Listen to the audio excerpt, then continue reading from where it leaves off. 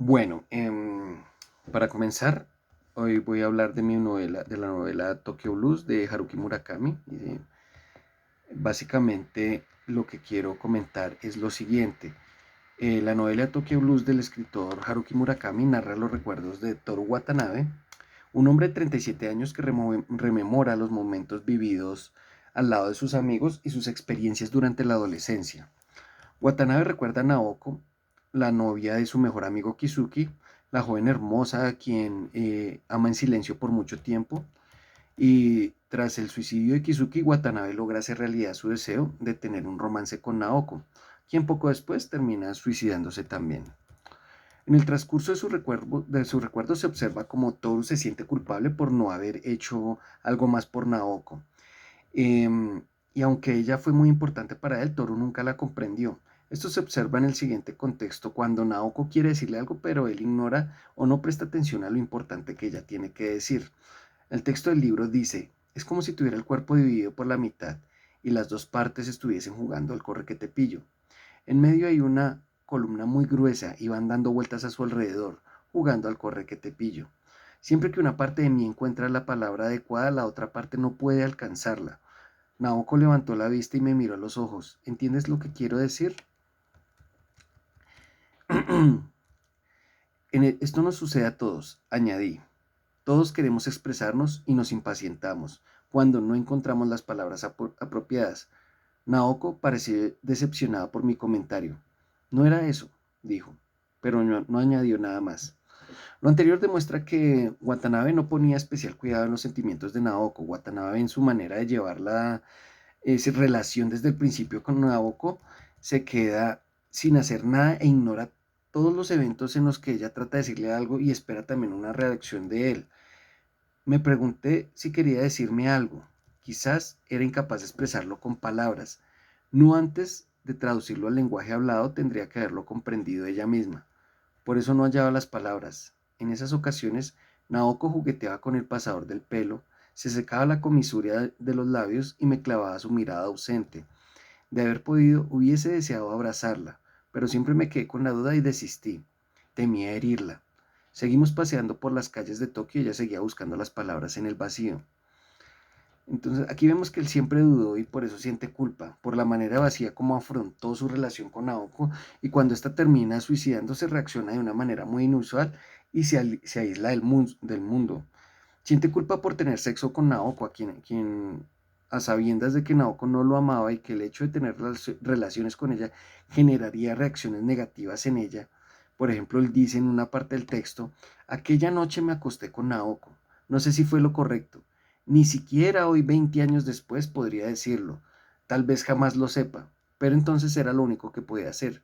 Ella estaba en un terrible estado de nerviosismo y confusión. Deseaba que yo la tranquilizase. 20 años después sigue pensando en si hizo o no hizo lo correcto.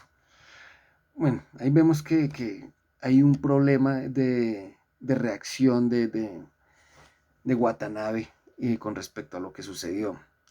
Por otro lado, Kizuki era el único amigo de Watanabe en el colegio. Era la única persona con la que compartía tiempo. Sin embargo, Kizuki, aunque fuera un gran conversador y una persona muy interesante, no tenía más amigos que Watanabe y su novia, Naoko. El suicidio de Kizuki tomó por sorpresa a Watanabe, puesto que él no le prestaba atención a ciertas cosas, como el hecho de haber sido la última persona que vio con vida a Kizuki aquella tarde cuando se fueron a jugar billar, y luego Kizuki se mata utilizando el motor del carro, pum, lo prende y se asfixia con el gas que produce el carro. Obviamente Watanabe siente culpa por la muerte de Kizuki, porque nunca se dio cuenta del estado emocional de su amigo.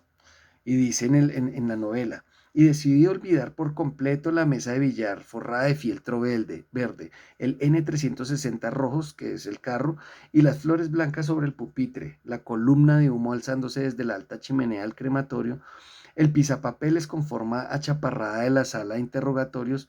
Al principio pensé que iba a lograrlo. Sin embargo, por más que intentase olvidarlo, en mi interior permanecía una especie de masa de aire de contornos imprecisos. Esa masa de aire que menciona Watanabe es la culpa por no haber hecho algo para salvar a su amigo. Y dice también en otra parte, la muerte no se contrapone a la vida, la muerte había estado implícita en mi ser desde un principio. Y este era el hecho que por más de que lo intenté, no pude olvidar. Aquella noche de mayo, cuando la muerte se llevó a Kizuki a sus 17 años, se llevó una parte de mí. Viví la primavera de mis 18 años sintiendo esa masa de aire en mi interior. El sentimiento de dejar a su amigo a su suerte sin haber hecho nada para ayudarlo hace que Watanabe se sienta pues muy culpable por lo que está sucediendo. A lo largo de la historia, Watanabe siente la culpa por los suicidios de sus amigos Kizuki y Naoko, con quienes compartió parte de su vida. El sentimiento de culpa de Watanabe se observa en la medida en que sus recuerdos, él siempre piensa sobre su forma de actuar, como si hubiese podido hacer algo más. Y en este ensayo argumentativo, el sentimiento de culpa que lleva al protagonista de Tokyo Blues a evitar a toda costa establecer relaciones socioafectivas estables con otras personas, con aislarse por mucho tiempo desde el momento en que Naoko se suicida dejando a su vida de lado y volver a recordar momentos una y otra vez y prohibirse además sentir amor por otras personas. Él mismo se cierra a crear vínculos con las personas, puesto que cuando se entera de la muerte de Naoko, comienza un viaje de búsqueda de paz interior en el que puede aclarar todas las cosas que sucedieron y encontrar la paz. Y en una parte de la novela dice, en una ocasión llamé a Midori, me moría de ganas de oír su voz. Hace siglos que han empezado las clases, me dijo, y tenemos que entregar un montón de trabajos. ¿Qué vas a hacer? Llevas 3 semanas sin dar señales de vida. ¿Dónde estás? ¿Qué estás haciendo? Lo siento, pero no puedo volver a Tokio. Aún no. ¿Eso es lo único que tienes para decirme? Ahora no puedo explicarte nada. En octubre, Midori colgó sin añadir una palabra. Ahí vemos que Midori se preocupa por él. Y él, en lugar de buscar la forma de continuar, se resigna a que ella le cuelgue porque él no está bien. Watanabe termina alejándose mucho tiempo y deja pausada su vida.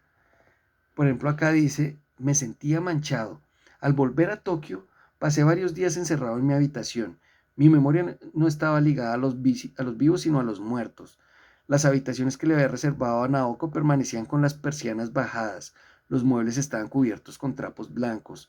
En el alféizar de la ventana se había posado una fina capa de polvo. Ahí vemos que no le importa nada, quiere continuar viviendo entre las sombras de lo que ya pasó, pensando en cuál fue su error y qué es lo que lo está llevando a sentir ese sentimiento de culpabilidad. Y vemos que Watanabe está siempre volviendo a recordar los momentos vividos una y otra vez.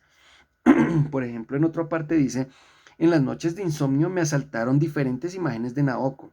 No podía evitar que acudieran a mi memoria. En mi corazón se habían acumulado demasiados recuerdos de ella. En cuanto encontraba una grieta, por pequeña que fuera, iban saliendo uno tras otro imparables. Fui incapaz de detener esa fuga. Aquí vemos que Watanabe está en un estado de depresión, analizando los detalles de cada experiencia vivida, atrapado en el círculo de lo onírico y de la imaginación. Watanabe, como reacción a la culpabilidad, se castiga a sí mismo y se prohíbe sentir amor por otras personas. Aquí en otra parte podemos ver que dice, ni siquiera me sentí capaz de llamar a Midori. No sabía cómo abordarla. ¿Qué podía decirle? Todo ha terminado. Intentemos ser felices. ¿Podía decirle esto? Por supuesto que no. Sin embargo, le dijera lo que le dijera, utilizara las palabras que utilizara, en definitiva, había un vínculo hecho cierto. Naoko estaba muerta y Midori viva. Para él, vemos que Naoko murió por culpa suya y no puede continuar su existencia tan fácilmente hasta que no se reconcilie consigo mismo. Y para definir mejor esta idea de lo que siente Toru Watanabe, es necesario entender que la culpa, más precisamente esa culpa existencial, es lo que aborda Watanabe según Aguilar. Aguilar dice, la culpa existencial exige la transformación del sujeto en existencia, autenticidad y el llamado a la conciencia lo realiza a través de signos en lugar de palabras. En el fondo, lo que expresa la conciencia por medio de la culpa es una búsqueda continua del por qué y el cual nunca se encuentre sentido a menos de que el ser humano auténtico, libre e individual lo defina. Es decir, en el fondo se encuentra la nada, que incita al individuo a inventarse un sentido y crearse un proyecto. Por esta razón, en el caso de Watanabe, él entra en esa búsqueda constante del por qué Naoko lo hizo y si él influyó en algo para que ese punto final o a esa decisión que tomó Naoko al suicidarse, él tuvo algo que ver. Aguilar también en su texto relata, la culpa como situación límite indica que la acción humana trae consecuencias inevitables. Los seres humanos, al no contar con una capacidad que les permita predecir certeramente las consecuencias de sus acciones en el futuro, pueden sentir la culpa. Entonces, la culpa es inseparable a la vida y se relaciona estrechamente con su carácter finito, y las decisiones que forman parte de la existencia pueden terminar lastimando o hiriendo a alguien. Es importante indicar que la omisión de acción también es una decisión que puede tener consecuencias inevitables. De esta forma, el ser humano está condenado a experimentar lo que llamamos culpa. De acuerdo con lo anterior, Watanabe tiene ese sentimiento de culpa que no pudo evitar. Él no pudo evitar la muerte de sus amigos de la infancia. Kizuki, quien se suicida en el carro asfixiándose, y Naoko, que se cuelga en un árbol en lo profundo del bosque. Vemos que en el caso de Watanabe omitió las señales y lo sabía, puesto que en sus recuerdos puede ver cómo no prestaba atención a los detalles y cómo realmente solo le importaba lo que él sentía. Y un ejemplo de esto se puede observar en la siguiente parte del texto.